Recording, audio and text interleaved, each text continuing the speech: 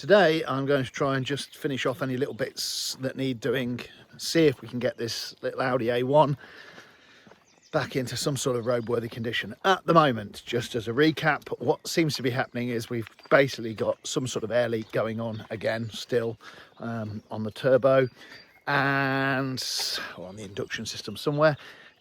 And I've also got a brake caliper that's binding, so we need to have a look at that as well. So, little car has just been sat down here neglected while we've been, while I've been roaming around Europe. Yeah, see if it starts up. Well, that's a good sign. It's got some power. Let's see if it's got enough to start. Oh yeah, excellent. Let's get it up the road. Little Torx 30s. There's 3 of them. One thing I did notice, this was cable tied on, and below it was not looking very happy. All right, get this off. See how skanky it's looking. But that one's knacked. This one is one that came off the Passat, and it is Vallejo, happy days. So this one's looking a lot better. So we'll chuck this one on. So this is on our relatively low mileage, yeah, Passat, and we're looking pretty skanky. So what we'll do, we'll pull the pipe off on the Audi and see what that looks like. Right, so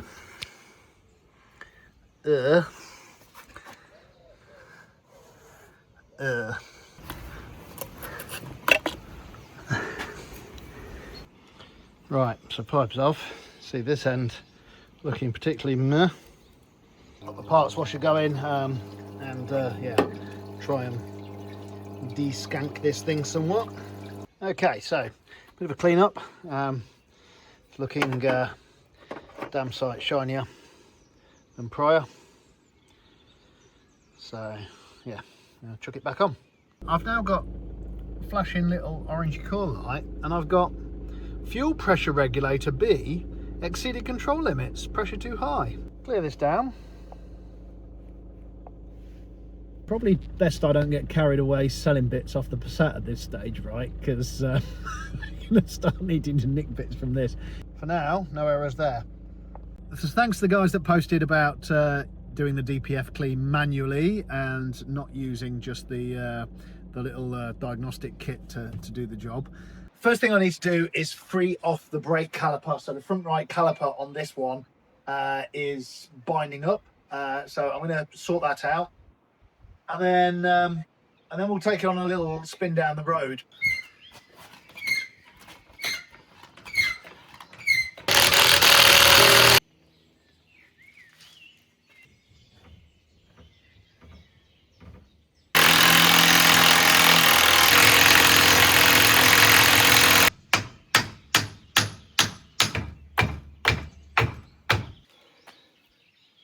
So there we go. One locks up caliper. It's yeah. We get it in a vise, get it apart, and let's get some compressed air in it and see if we can pop it.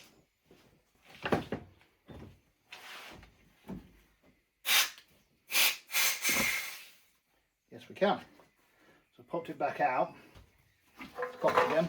So yeah, I'm just putting compressed air instead of the hydraulic fluid. Try not to spray myself with brake cleaner. Whoop, there we go. Now I've popped it all the way out. We can take a look at it. So it doesn't look too horrendous.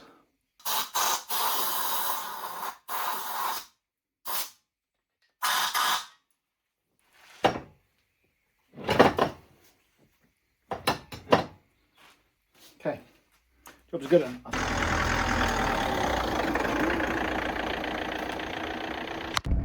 So no issues at all, just droodling down with, yeah, and if I keep the revs low, nothing doing. So if we give it a bit of a poke, there we go, almost immediately I've got the DPF light flashing away, which is the little orange coil light, that one just there. So if I engine off, engine back on, no light. If we do this, oh, there you go. I get like, and then blah. So basically, it's bajunked. Now, interestingly, my orange engine light has now come on as well. There we go. So we'll get it back, see what's going on. Give it any beans, and DPF lights comes on again. Well, the little coil lights, orange light starts flashing. We'll plug in our little Kingbolen diagnostic tool and see what it says. What I've also done is I've bought some DPF cleaner. It's for cleaning a car, cleaning a DPF off the car. However, good YouTube video. I'll put his link below if you want to watch the proper thing about how to do it. But basically, you can just clean the DPF on the car by just using the cleaner and spraying it into the intake and just giving it some beans for a bit. See what happens. The only thing with that is obviously you're putting fluid into an intake system. What I don't want to do is hydrolock it, so you have to spray it in kind of relatively gently, I think. What I don't want is another 1.6 TDI engine splattering its guts all over the driveway like that thing did. Bollocks. Just having looked underneath just to make sure I'd put the oil job in, what I see on the floor are these pieces.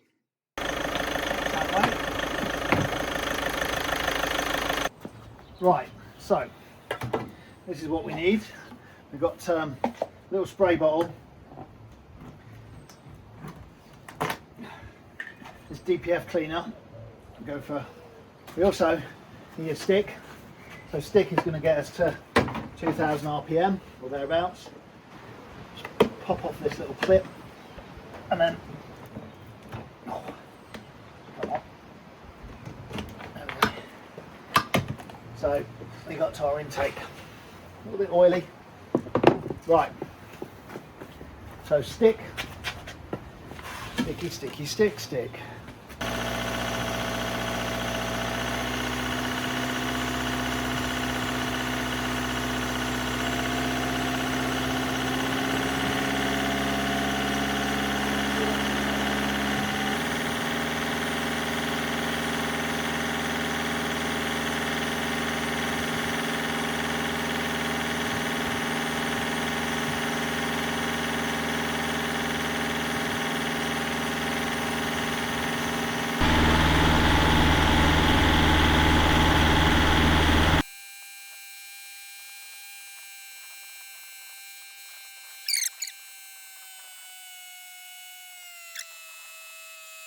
So if we read the fault codes on the engine, still got that one. I'm just going to clear that fault code. Right, fault code's gone. Now let's try and see what's going on. So here we can pull out all kinds of good stuff. So like we can look at our accelerator position. What else we got in here? So we're looking for EGR valve.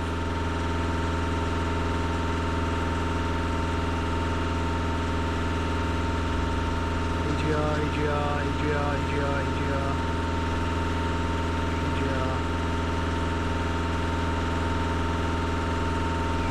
Alright. There you go. See what we got there. So selected loads of stuff. So we're at 34% thanks to our bit of wood.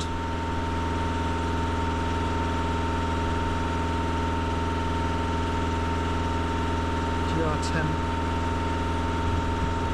coolant temp, and we're about 2,500 revs. So on this you can see all the sort of stuff we can muck around with. All the different systems.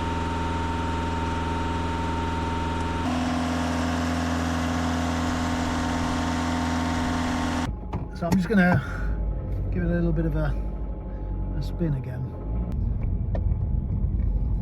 It gets quite hot just sitting there, so why not?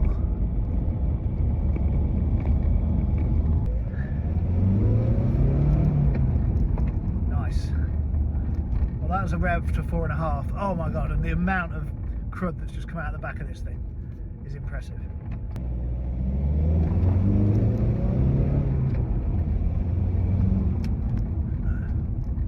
It drives like a different car already. Weird.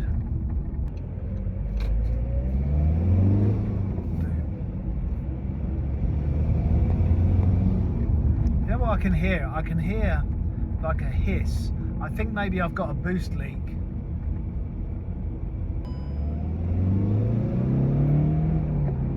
Try some red line pulls.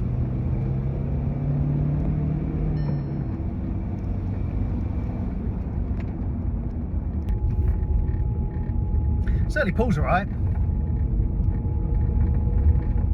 even with intercooler issues. I'm going to assume that the Volkswagen Passat has a different intercooler. Bound to, right? Okay, so overlay just here. Let's have a bit of a scroll through the diagnostics and see what's going on. And yeah. So interestingly then, after that little blast around, we don't have any DPF errors anymore, but I do have an intake leak error, which is what I could hear. So so we'll go and have a little nose around underneath this thing and see if we can hear where it's coming from. So here's our intercooler. Well, I can just feel. Yep. So that's annoying. We've literally got a hole in our intercooler again. Just out of interest,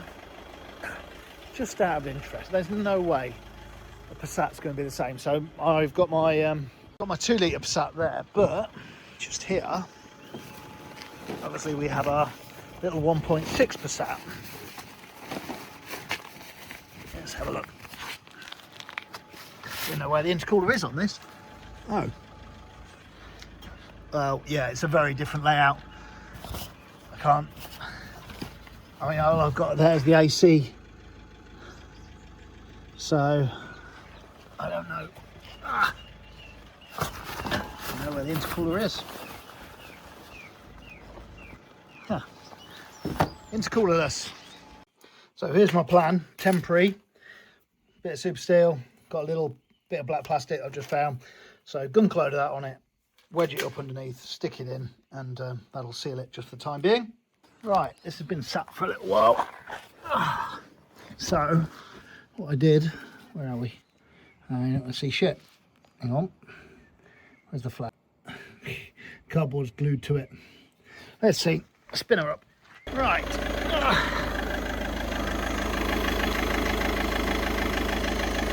Well, can't feel anything. Let's take it for a spin. Ooh.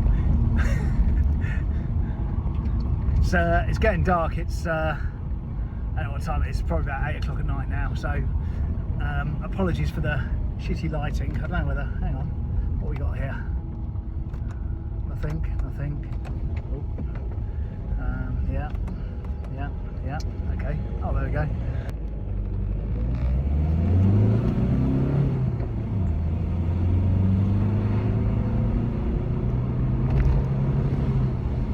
Quite torque steering.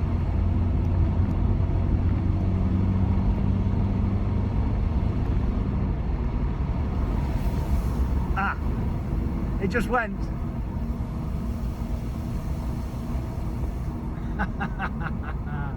So answer, no. We can't get far enough to test it. It's completely gone. I'm just going to give it a run down this.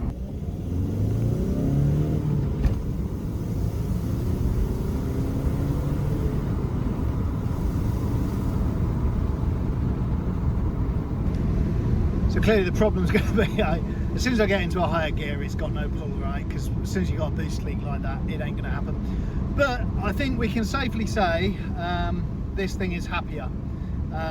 obviously the boost leak is now going to be the cause of concern, so I will just check again, make sure the error code that's now flashing, because the saying that, you see, the glow plug lights just started flashing again.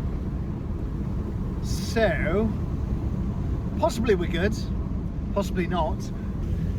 This thing's starting to sound a bit tractory. It's kind of a hissy tractor. Anyway, so the Audi's a lot happier. I've ordered an intercooler, 35 quid on eBay, on its way. We'll bolt that in and I'm done with this thing, right? I'm just going to sell it on as a run and drive. It's got an MOT on it, so hopefully we'll just be able to chop it on someone else as a project. They can continue tarting around with it. It's been a little interesting experiment, this video. I've been using a different diagnostic tool. You guys will have seen me use this thing a lot. It's a Launch, I always get the number wrong, let's get it right. It's a Launch X431. I've had it for a few years and I bought it specifically to do Maserati gearbox, and luckily for me it also can do Ferrari gearboxes, that thing there, which is kind of useful. So it was best part of, I think it was like 300-400 quid or something like that, so it was not cheap. It came with 2 years of downloads, which are now long since expired, but obviously my cars aren't changing, so whatever, I've not got anything that new. In this video I've been trying to use one of these guys. It's a Kingbolen Ediag Elite. You'll have seen it popping up a few times. Inherently, same sort of thing, right? You've got a little dongle you plug in, but rather than using this device, you're using your phone, and you just download an app. Now, this is about 60-70 quid or something like that, as opposed to this at 300-400 quid, right? And for what I've been doing in this project, and in fact when I've been messing around with the Passats, generally just clearing codes, viewing what's going on, basic kind of stuff, these things are going to do the job, right? The interface for this is so much better than the free interfaces that I've been using for the ELM devices. So I've got another video about using the really cheap ELM Temu based diagnostic tools. This is definitely at a different level, but then it's, you know, 5 times, 6 times the amount, right? And the key thing with this is not only the software is pretty decent, it also comes with lifetime updates. So yeah, my thinking is, from now on, pretty much this is the thing I'll be carrying around in the car. Yes, I still need this, and it's an essential tool for me because at some point I'm going to need to do the clutch on the Ferrari. I did take the E-Diag with me on the little Italian tour recently, and I did plug it into the Ferrari a couple of times, and just for clearing a code down, it's useful, right? And you can see kind of what's going on. Some of the numbers it were bringing back weren't great. You know, I was getting like, you know, telling me I've got 48 volts going through it or something like that. So, but you know, for what it is, it's a decent tool. Now, equivalents to this, things like the Carly and such like, they're sort of subscription-based services, and which is fine if you're doing a lot of stuff and you're using it on a regular basis. I don't want to pay a subscription for something that I use like every once in a while, right? I don't want to pay a subscription for anything, full stop, to be honest. So it's sort of a mid-market alternative. Yeah, I like this, and I shall be using this one going forward as my sort of standard tool for playing around with these things. And in my next project, I'm going to try and buy a much newer car. I'm looking for a car that's 23, 24, 25 plate car, that's had a substantive smack that I can buy for a few £1,000s. That's the hope, and put back on the road. We will see if that's possible or not. Thanks so much for watching. More to come real soon. Take care.